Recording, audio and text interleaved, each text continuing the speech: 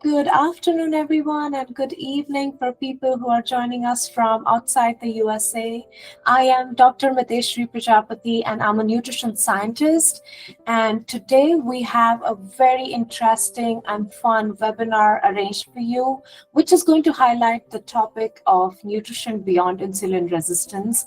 And we have a wonderful Dr. Faris with us, who is an OB-GYN, a board certified OB-GYN, and a culinary medicine specialist. And to discuss here, we are going to talk a lot about nutrition, insulin resistance, PCOS, and metabolic health, which is going to empower a lot of women, young girls with PCOS to understand and to manage insulin resistance.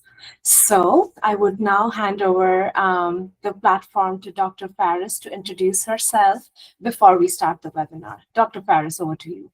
Thank you so much. I'm really pleased to be here today. So thank you for the invitation. And I know your audience and I and you over at Balm Health are aligned in our mission. And so today we're going to be talking about PCOS, and we're going to be talking about, we're going to touch on insulin resistance a little bit, but because I feel like a lot of the messaging around PCOS is focused on insulin resistance, we're actually going to go beyond that and talk about some of the other important aspects of nutrition that are not specifically related to PCOS, but that are really, really important. And so really to just take things one step further. So I'm going to share my slides. I do have some slides, and so that will just sort of help me keep on topic. And there are some visuals there that I think are going to be helpful.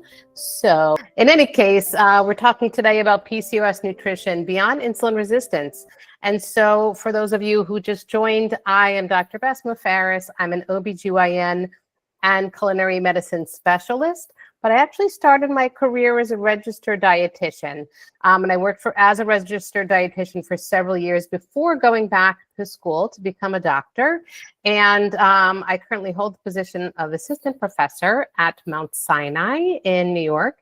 And I own a telemedicine practice that is solely dedicated towards the care of people with PCOS, and with an aim to help manage PCOS as the chronic condition that it is, and I help women across the lifespan. So let's get into it.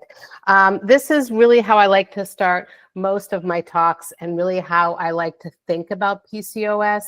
I like to think about the different factors that are driving people's PCOS symptoms.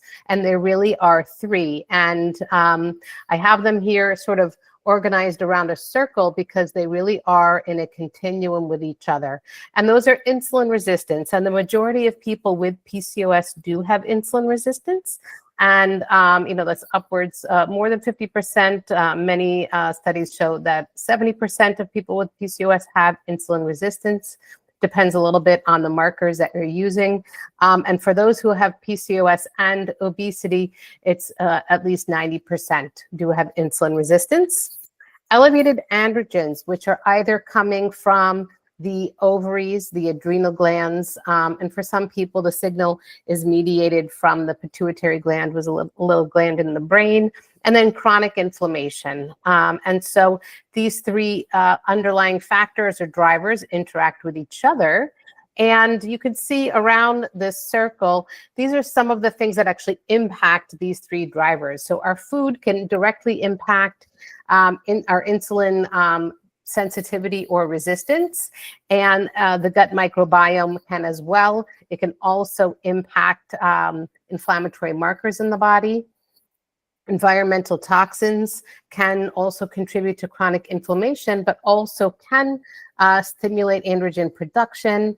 And then, as you can see, genetics, epigenetics, stress. So genetics and epigenetics is a factor really not under our control. Epigenetics somewhat under our control. And then stress is something that we can moderate and can directly impact having elevated androgens and insulin resistance. And so if we take it sort of one step further, and we really see that these interact with each other, right? These different drivers interact with each other. Insulin resistance certainly makes chronic inflammation and elevated androgens worse, but that relationship is bidirectional. So, we really have to, we have multiple different levers that we can pull and that we have to pull, and we don't want to just stop at talking about insulin resistance, because there are some other factors at play here. And then you can see here there are different conditions that may be associated with these different drivers. And that's why, managing PCOS as a chronic condition is really important, because it is a whole body condition that has many different impacts as well. So, and again, those are bidirectional. Chronic inflammation can exacerbate autoimmune disease and cancer and acne, and vice versa, right? And so those conditions, like somebody who has allergies, that can contribute to chronic inflammation, or, a chronic infection, etc. And the androgens, as we know, having elevated androgens disrupts the menstrual cycle, can also lead to androgenic symptoms, dermatologic symptoms, and then also thickening of the endometrial lining, which is the lining of the uterus that contributes to precancer and cancer of the endometrium, and then all of the different cardiometabolic disorders that are associated with PCOS and insulin resistance. So we're talking about type 2 diabetes, weight gain, cardiovascular disease, mood disorders, and cognitive disorders that may also relate. So it is very complex, but we can't just talk about, insulin resistance in isolation, which I think a lot of times, people are maybe very well versed in talking about insulin resistance, but it's more nuanced than that. So let's talk about the insulin resistance and how it impacts PCOS before we move on and talk about the other important nutritional considerations that we need to be thinking about when managing PCOS. So a little science review here. I want you to imagine that you're looking at the cell membrane of one skeletal muscle cell. So, right, the muscles in your, in your arms or your leg. And so in this cell membrane, we have a couple of proteins that are embedded in that membrane. And if you look at that pink line, that's the cell membrane. Above that line is outside of the cell, exposed to the bloodstream. And below that line is inside the cell. So there's this pink protein that's labeled insulin receptor. And the insulin receptor is a membrane protein that has a portion that sticks outside of the cell and a portion that sticks inside the cell. And the portion that sticks outside the cell is the place where insulin binds. So after a meal, our blood glucose, rises either appropriately or inappropriately, depending on your situation. And the pancreas senses the glucose and releases the hormone insulin. Insulin comes to that cell and binds to the insulin receptor. Once the insulin binds to the receptor, that is a signal for these different pathways to turn on inside the cell. And you can see here below the line, there's that sort of fork where there's two different pathways. There's the mitogenic pathway and the metabolic pathway. And this really is a simplified scheme of actually what the insulin receptor really looks like. And so the mitogenic pathway is the pathway that tells that cell to produce whatever it is that it's supposed to produce, right? So in the muscle cell, it may be telling it to create more muscle fibers, create different proteins, etc. The metabolic pathway is the pathway that is responsible for us metabolizing or using our fuel as energy. So what the metabolic pathway involves is multiple different molecules that then signal this other protein that is shown in gray called GLUT4. And GLUT4 is basically a gate. It's a gate that allows glucose into the cell. And when that metabolic pathway is turned on, when it's functioning properly, it tells that GLUT4 protein to go from inside the cell and embed itself into the membrane and open up and allow glucose to enter. And that's what happens normally. In people with PCOS, this pathway is not blocked, but it's slowed down. And so that signal is transmitted, but it's transmitted more slowly than somebody without this insulin signaling defect. And this insulin signaling defect, like I said, is within the cell itself, and it's really only impacting this metabolic pathway. What ends up happening as a result, that glucose doesn't enter into the cell as fast as it should, and the pancreas responds by producing more insulin.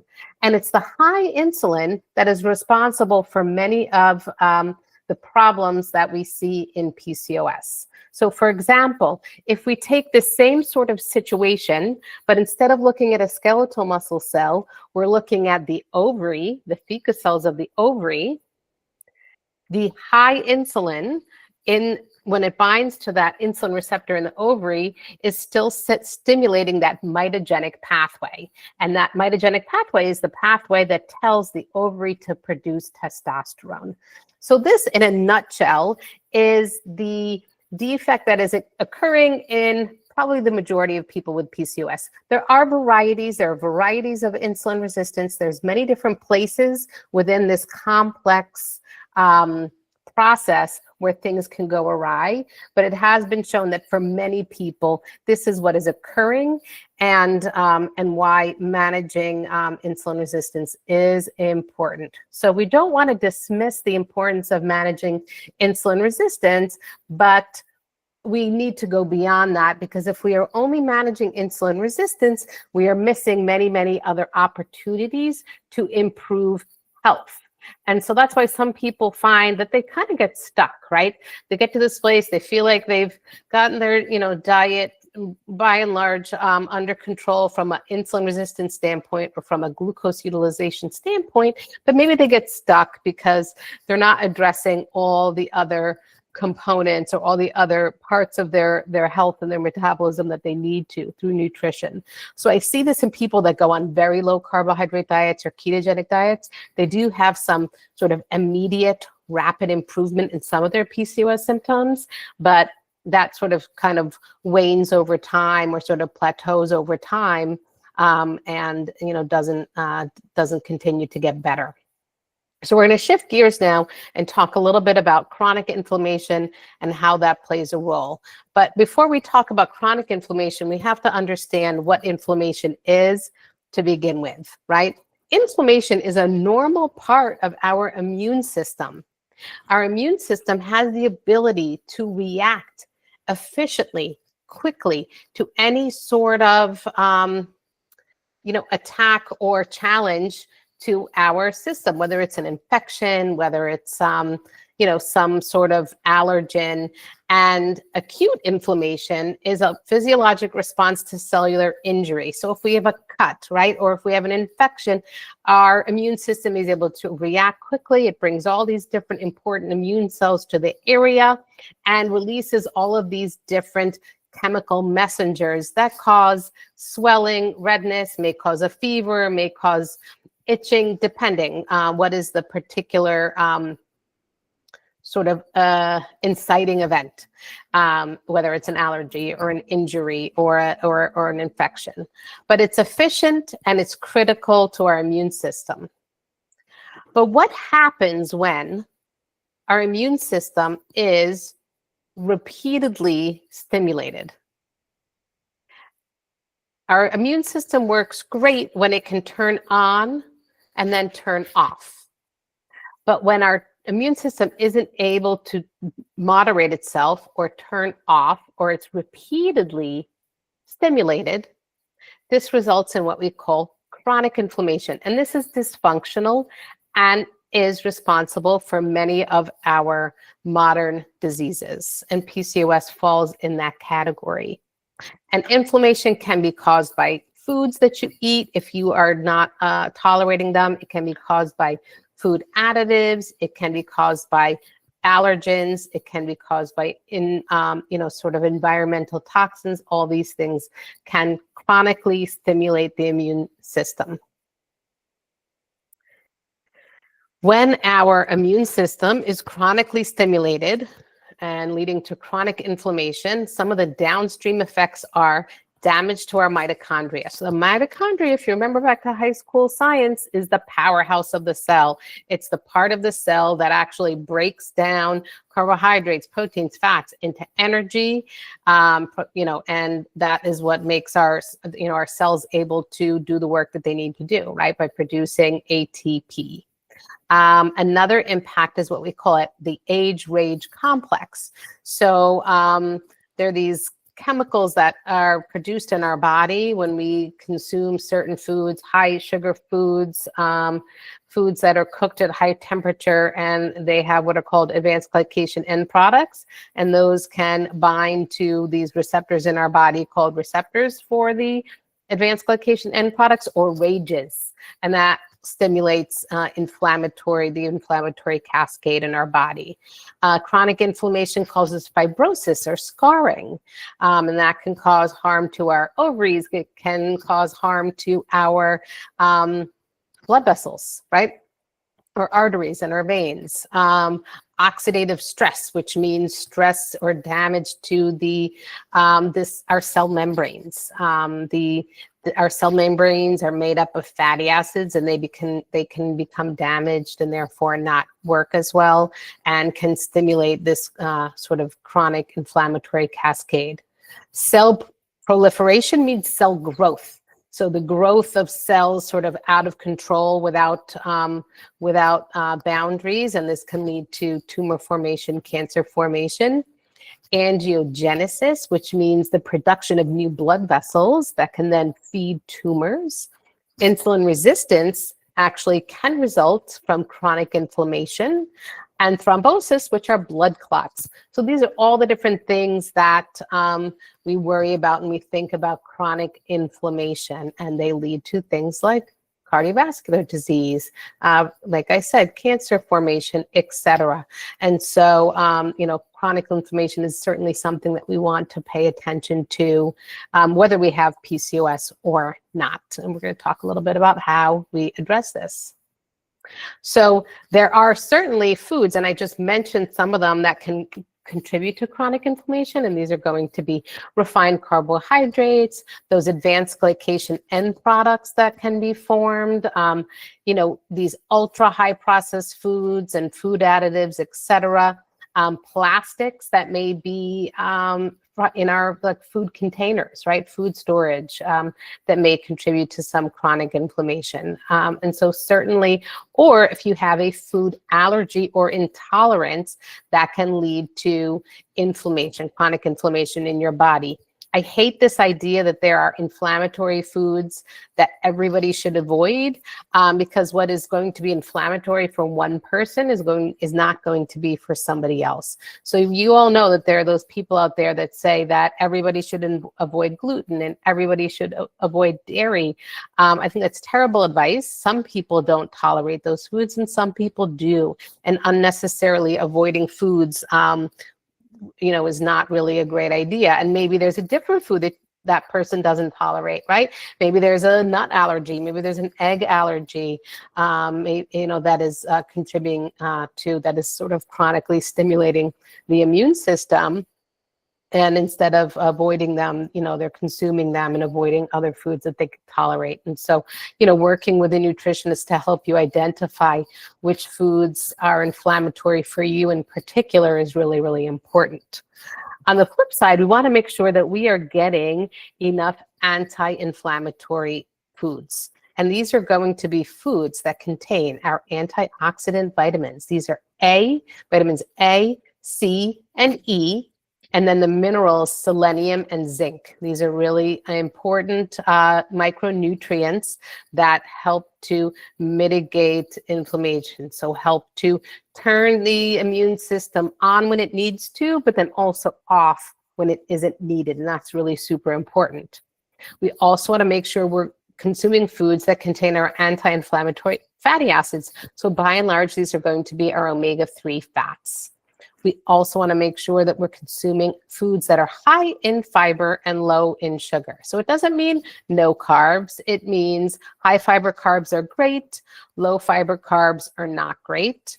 And then foods that contain all the anti-inflammatory phytonutrients. So all our fruits and vegetables have different pigments and different flavor components, and these are these are produced by phytonutrients. And so all the colors and flavors that are naturally occurring often have anti-inflammatory benefits as well. So if you think about lycopene from tomatoes, carotene in carrots and sweet potatoes, beta-glucans in mushrooms that are anti-inflammatory, the anthocyanins that you find in blueberries and raspberries, these are all anti-inflammatory phytonutrients.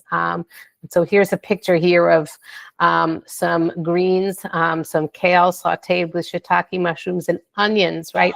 Huge sources of different anti-inflammatory nutrients here. So again, the indoles in the kale, the allium that's in the onions, and the beta-glucans that are in the mushrooms. So getting a wide variety of different plant foods is a great way to get all of those anti-inflammatory phytonutrients. If we're talking about carbs specifically, beta-glucans are a special kind of fiber. They are, you can find them in oats, you can find them in mushrooms as well. They stimulate our antioxidant systems, and they prevent the production of inflammatory prostaglandins and cytokines. Prostaglandins and cytokines are chemical messengers that our cells use to communicate with each other, to either recruit other immune cells or to tell them, enough is enough, we don't need any more, and sort of to down-regulate those immune cells. Dietary fibers decrease mast cell activation. So mast cells are a type of potent white blood cells that cause allergic symptoms. So eating enough fiber can decrease the sort of recruitment of and the activation of these mast cells in the gut that may cause some allergic symptoms like nausea, diarrhea, etc., bloating. And then epidemiologic studies, which are large population studies, have shown that higher fiber intake in general is associated with a reduction in a blood marker called CRP, or C-reactive protein, which is sort of a marker of generalized inflammation. And so making sure you get this wide variety of different dietary fibers is going to be very beneficial and help to regulate your immune system. When we talk about different fats and we talk about healthy fats, I think there's a lot of confusion around what is a healthy fat and what isn't. But let's talk a little bit about some of them.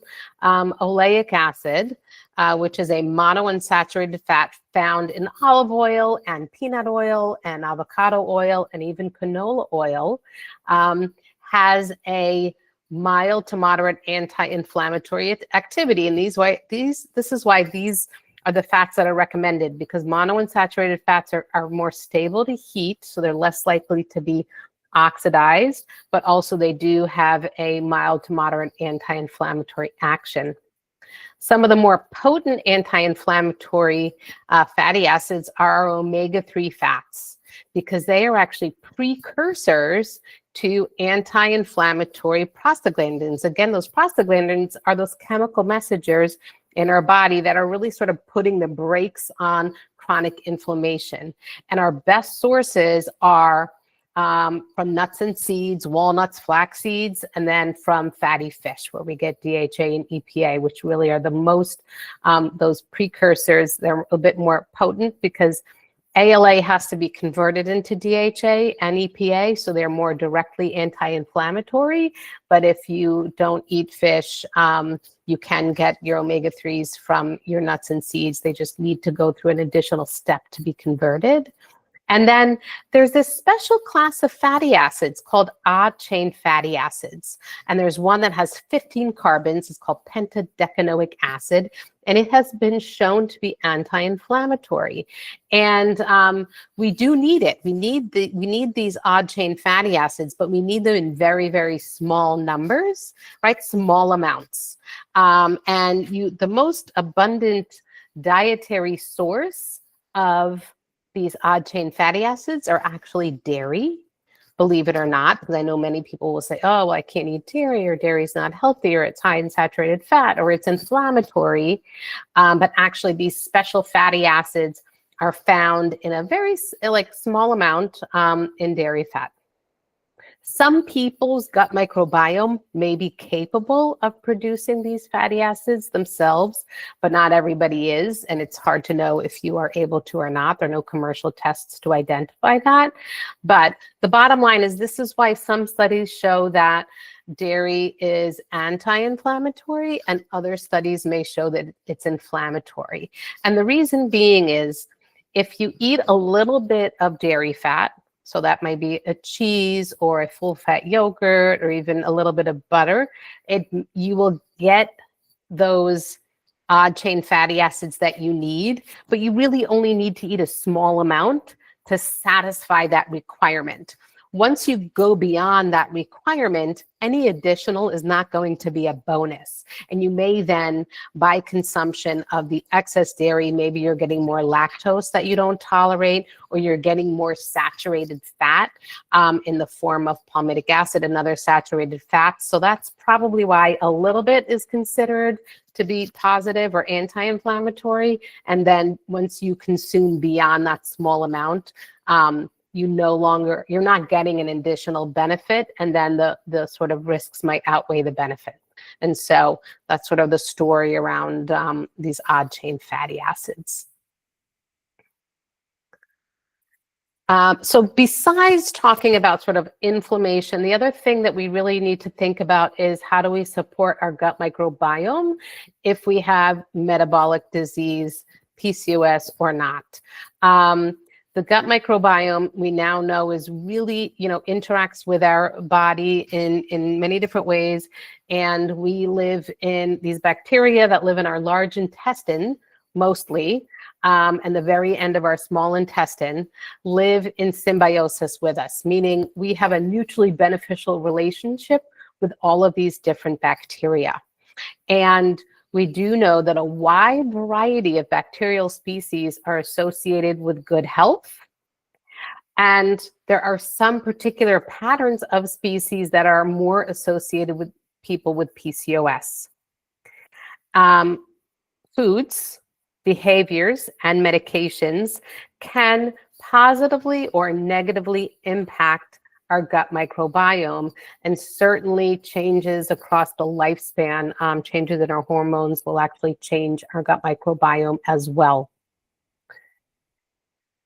A healthy gut microbiome is one that is diverse, meaning lots of different species, and also numerous. We want to make sure we have adequate. And what happens, why it's really important, is because those bacteria eat the fibers that our body doesn't digest, and they produce short-chain fatty acids, which are the fuel, the preferred fuel for our large intestinal cells. And so they keep our large intestine intact and healthy, and help them produce a nice mucus layer that blocks toxins from getting into our bloodstream through our large intestine. And certain patterns of gut bacteria have been associated with certain diseases, including PCOS. And dysbiosis is what occurs when you have an alteration in the balance between good bacteria and bad bacteria. And unfortunately, people with PCOS tend to have more dysbiosis. We don't know, is the dysbiosis a cause or an effect of PCOS? But we do know dysbiosis, which is really sort of decreased numbers and decreased diversity of our gut microbiome, can lead to chronic inflammation and insulin resistance. Having high testosterone can negatively influence the gut microbiome, and having a high fat, low fiber diet can also cause dysbiosis. And so this is when people consume, again, we talked about this at the top of the talk, when people sort of in the short term consume, let's say like a ketogenic diet that tends to be higher in fat and lower in fiber, they may see some improvements initially with their PCOS because they are reducing their carbohydrate intake and lowering their insulin levels. But over the long run, they may be doing harm to their gut microbiome. So how do we support a healthy gut microbiome? We want to make sure that we are consuming both probiotic foods and prebiotic foods. And so I'm going to talk to you. It's a little confusing because they sound almost the same, but they're actually different. So probiotic foods and supplements to a lesser degree can improve microbiome diversity. Probiotics are the actual bacterial species that are living and growing in those probiotic foods that will then live and grow in our own digestive tract. And so these are typically fermented foods. I want you to think about like yogurt, kefir, kimchi, kombucha, fermented pickles. So not the pickles that you found, the shelf stable ones on the supermarket shelf. You want to make sure the ones that are in the refrigerator section, those are the ones that are going to have live active cultures, and the same with sauerkraut and kimchi, etc. Prebiotics are the fibers that are the fuel that feeds your gut microbiome. So you need the probiotic foods that actually have the bacteria in them, especially the lactobacillus species, and then you want to make sure that you're nourishing your population of bacteria in your gut by making sure you get enough fibers. And then symbiotics is a class of food that contains both prebiotics and probiotics together. Excessive probiotics in some people can lead to small intestinal bacterial overgrowth, aka SIBO, which is a condition that causes abdominal gas and brain fog. So you can overdo it. You certainly don't want to overdo it. But also antibiotics can reduce your microbiome in both in number and diversity. Alcohol can contribute to dysbiosis and also to SIBO. And then again, a high fat, low fiber diet can cause dysbiosis. So if these are some of the things that you are doing, you may want to think about sort of the impact on your gut microbiome. It used to be that antibiotics were used pretty extensively to treat acne. And I see that as falling out of favor, which I'm glad, because we know acne is a PCOS symptom, but excess antibiotic use can really impact your gut microbiome in a negative way. So in summary, before we shift over, and then we're going to sort of open, I'm going to stop sharing my screen, and we can have some time for questions, is that insulin resistance is a main PCOS driver, but it is not the only one. So if you really are trying to maximize your health, once you've sort of gotten a handle on your insulin resistance, you do want to make sure you're paying attention to getting enough anti-inflammatory nutrition and supporting your gut microbiome. Chronic inflammation does worsen high androgen levels and insulin resistance, and vice versa. Including anti-inflammatory foods, and avoid those which are inflammatory for you. The gold standard for testing whether you tolerate a food or not is to do an elimination diet. You don't need to do these sort of stool tests or blood tests to see whether or not you tolerate a food or not, and they really haven't been proven to be accurate. So really the gold standard is an elimination diet, and you can work with a professional that can help you do that. A healthy gut microbiome supports your metabolic and hormonal health. Having a healthy gut microbiome also is important in eliminating hormones after they've been released and sort of utilized, helping to eliminate those sort of released or spent hormones. And choosing a nutrition pattern that is rich in plant foods, lean proteins, healthy fats, and fermented foods is really the way to go. Whether you lean more towards, less animal products, more animal products, however you might want to shift your macros, as long as they contain those four things: plant foods, so you're getting enough fiber and phytonutrients; lean proteins to support your lean body mass; healthy fats, so those are the ones we talked about, your anti-inflammatory fats; and then again, fermented foods to support your gut microbiome really is the pattern that you want to try to achieve.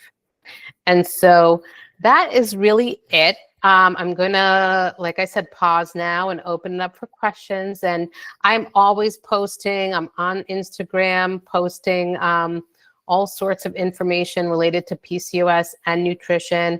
I'm starting a YouTube channel, so go ahead and subscribe. That's really going to launch in October, or certainly go to my website. I have information on my website about my practice. I also have a free sort of PCOS ebook that you can download from there as well, and you can sign up for my newsletter. I send out, sort of a newsletter every month, so you can get information about the webinars that I do, etc., if you like what I had to say today. So I hope you did. I hope you enjoyed that and that you learned something new. And I'm going to stop sharing and open it up.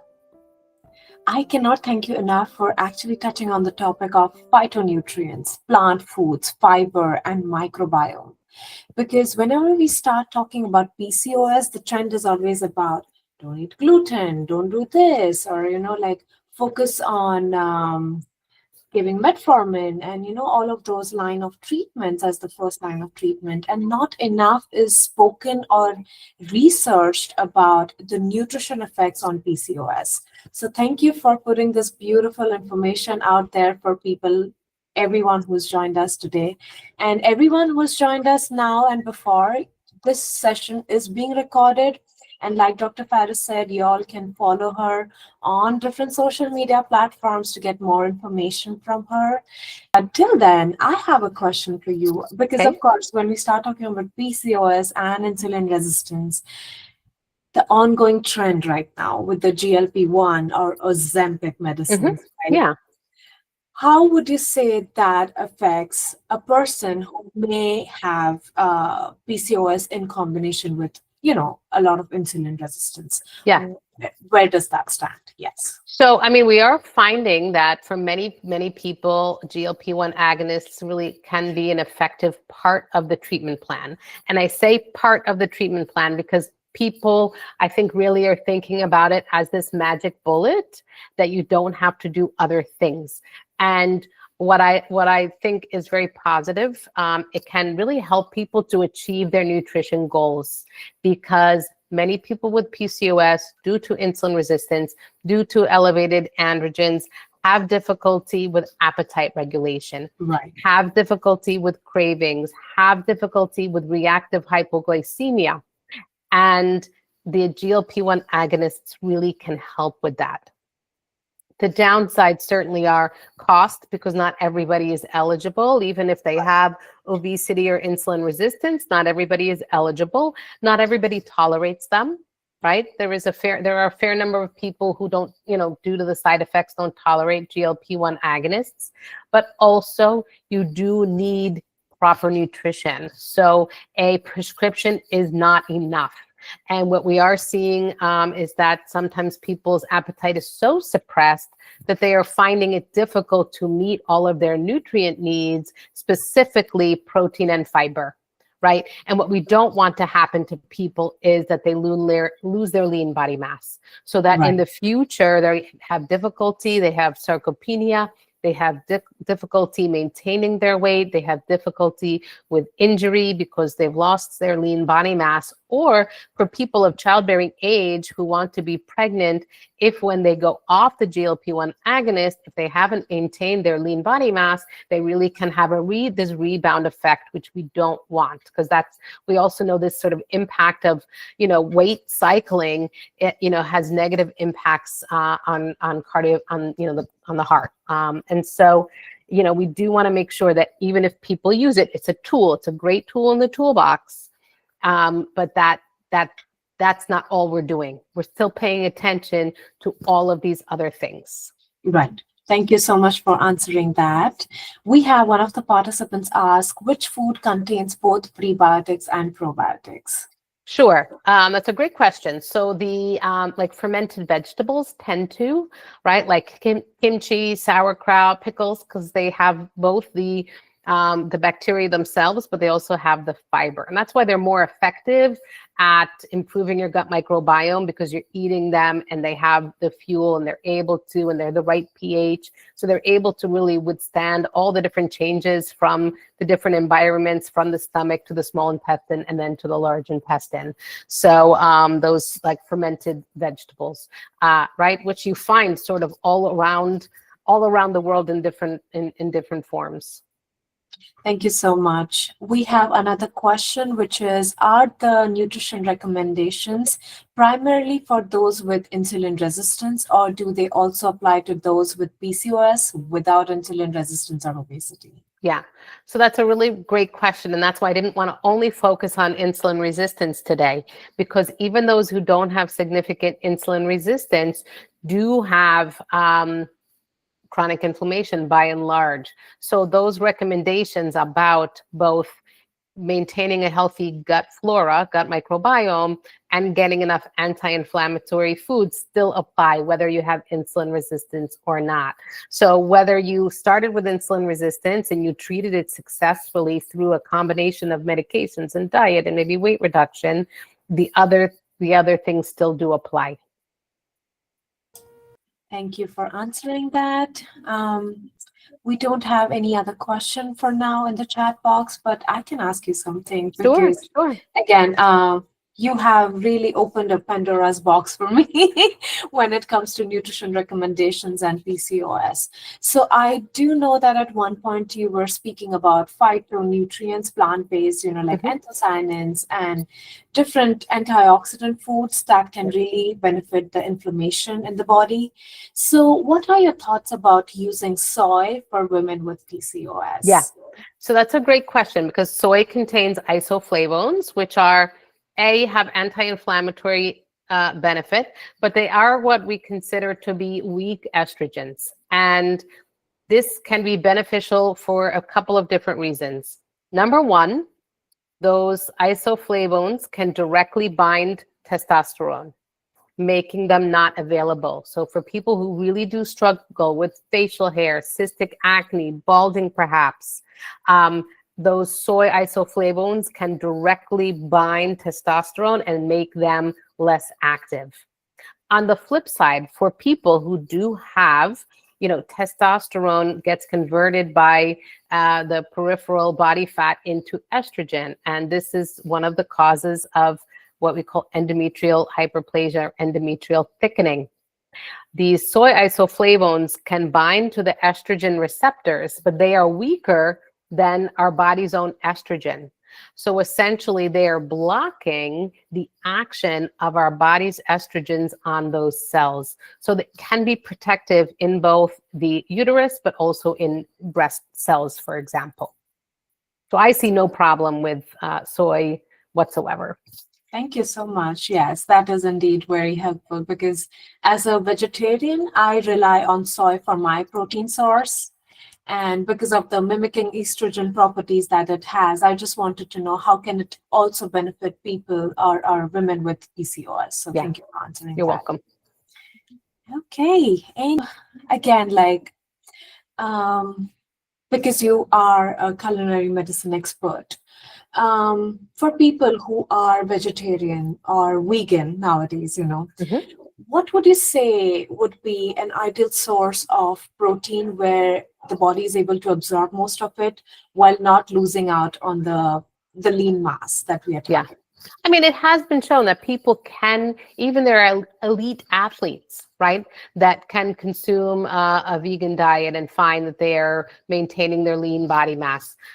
You want to make sure that you are getting a variety and not just relying on one source. So not just getting soy. You want to get a variety of different legumes because they all have slightly different amino acid profiles, peas. And if you do want to supplement, like a protein supplement, if you don't think that you're getting enough, from your foods like pea protein, either from peas themselves, split peas, fresh peas, pea powder, has been shown to stimulate muscle protein synthesis almost as well as whey protein, for example. So that is one. Including, you do need to include some grains. So, because that's going to provide you with some of the amino acids that the beans are not going to. So whether this is, whole grain wheat, whole grain rice, corn, etc., will provide you with the rest. Quinoa, which is really a seed, but it's a high protein, starchy side, is also a great way of getting in more protein as well. When you consume a vegan diet, you are naturally going to consume more fiber, but you're also going to get more of your calories and more of your energy from carbohydrates. And that's fine as long as you're making sure that you're getting enough fiber, but in which case you may need to reduce your fat intake because your energy needs are being met through carbohydrates. Right. No, that's a very good, important reminder to have that balance because in keto, there is a whole food group that's being eliminated. And then when it's a plant-based diet, it's more rich in carbohydrate, like you mentioned. So that's a very good reminder. Thank you so much for that. You're welcome. Okay. Yes, hi Basma, how are you? Hi. Dr. Basma. I want to ask you a question in regards Sure. to uh, microbiota, and I am very interested in this subject. Obviously, we live in New York, so we really have a lot of restriction in terms of testing. How do you recommend testing for microbiota? There's I no don't. way. The science is not there yet. There are commercial tests that are out there, but the problem is if you do a stool test and you identify your microbiome signature, we don't have a great way of saying this is what you need to do specifically to fix it. So I hope one day our our knowledge base is such that we can really personalize for people how to improve your signature, right? Your microbiome signature, but we really are not there yet. So no, but usually, for example, for specific people who have recurrent UTI, there's a specific strain of probiotic that is recommended to them. So we'd rather, I had attended a conference in the past. He's a GI doctor, and he specifically said not to recommend probiotics. Yeah, He said well, because every strain can do something else, and sometimes they can cause SIBO and things of that nature. So my point is like there has to be a mean to know which probiotic is better for the X condition versus not that one. yes, And but things we're of that not there nature. yet. Unfortunately. Okay. As far as the science goes, we're not there yet. And that doctor is right. If we're just taking one particular strain all the time, you can then end up with, an overabundance of one strain. And maybe that is sort of leading you down towards a different set of conditions, and not PCOS. And so really it's about getting them from fermented foods and supporting them with the prebiotic fibers. Can you elaborate on elimination? Yes. Yeah. So an elimination diet is sort of the gold standard for determining if you have food allergies or food sensitivities. And so what you want to do is make a list of the symptoms that you think you're having that is relating to certain foods, right? So make a list of those symptoms and make a list of the foods that you think are causing those symptoms. And what you want to do is you are going to have to do a washout and eliminate all of those foods that you think are causing your symptoms. And you want to do this, for a couple of weeks. You want to eliminate these foods, and then one at a time, just like we used to do with infant feeding, you want to reintroduce these foods one at a time. So maybe one per week or one every 3 to 4 days, and observe your body, observe and see if you develop one of those symptoms that was bothering you. And so you do this sort of sequentially until you can test whether or not that food is responsible for whatever symptoms that you think that you have. And that's really the way that you're going to do an elimination diet. I have sort of a whole video and a worksheet. I have a in my practice, which is sort of a membership practice. There's a series of videos that my patients have access to, and so I have a video and a worksheet on how to do your own elimination diet. So if that's something people are interested in, but any dietitian has been trained on how to conduct an elimination diet, and they should be able to walk you through it. Thank you so much for that wonderful explanation, Dr. Faris. So we don't have any further questions. So we are going to conclude our session for today with Dr. Faris. Dr. Faris, thank you so much for your time and for the Thank you, everybody. Thank you for your engagement. Thank you for your excellent questions. I really appreciate it. Thank you. So please don't forget to join our WhatsApp community, whether you're a provider or a person living with PCOS or know a person living with PCOS. And thank you, Dr. Faris, for your time and the amazing knowledge you shared with us. And thank you to our partners, PCOS Conquerors from Nigeria. Thank you very much. Bye-bye. Bye, everybody.